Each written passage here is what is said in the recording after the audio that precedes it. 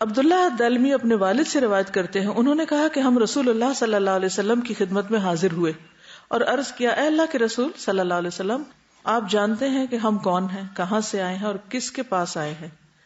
آپ نے فرمایا، اللہ کی طرف آئے ہو، اللہ کے رسول کی طرف آئے ہو، یعنی دین کی خاطر آئے ہو۔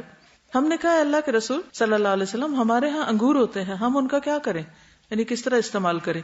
آپ نے فرمایا، انہیں خشک کر کے، ڈرائی کر کے زبیب یعنی کشمش یا منقع بنا لیا کرو۔ جو بڑا انگور ہوتا ہے اس کا منقع بنتا ہے، جو چھوٹا ہوتا ہے اس کی کشمش بنتی۔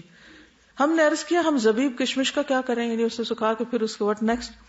اب اس سے بھی آپ دیکھیں کہ مختلف لوگ کس قسم کے سوال بعض اوقات کرتے ہیں۔ آپ نے فرمایا، صبح کے وقت بھگو دیا کرو اور رات کو پی لیا کرو۔ صبح کے وقت بھگو دیا کرو، رات کو پی لیا کرو، اور رات کو بھگو کر رکھا کرو اور صبح کو پی لیا کرو۔ اور نبیذ مشکیزوں میں بنایا کرو، مٹکوں میں نہیں، یعنی مٹی کے برتن میں نہیں بناؤ، بلکہ جو لٹکنے والا مشکیزہ اس کے اندر بناؤ۔ اسے نچوڑنے میں جب تاخیر ہو جاتی ہے تو یہ سرکہ بن جاتا ہے، یعنی پھر وہ اس میں سکر پیدا ہو جاتا ہے، یعنی اور چیزیں بن جاتی ہیں، پھر وہ اس طرح پینے کے لائق نہیں رہتا۔ ہمارے ہاں میرا نہیں خیال کہ ایسے کسی ڈرنک کا کوئی رواج ہو، نہیں ہے نا۔ تو اب ہوتا ہے یا تو ہم پانی پیتے ہیں یا پھر ڈرنک کے نام پر کچھ پیتے ہیں، تو کیا پیتے ہیں؟ سوڈا پیتے ہیں، کوک پیئیں یا پیپسی یا کچھ بھی۔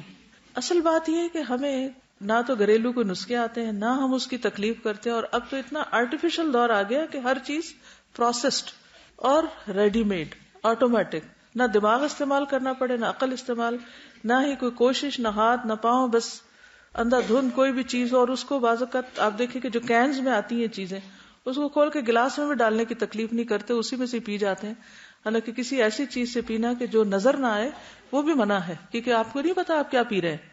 مگر آپ دیکھیں چھوٹے ہوں، بڑے ہوں، بچے ہوں، بوڑھے ہوں، سب کینز کے اندر ہی جوس اور کوک وغیرہ پی لیتے ہیں اور کچھ پتہ نہیں ہوتا کہ کیا پی گئے۔ تو اس کا ہمیں آلٹرنیٹ سوچنا چاہیے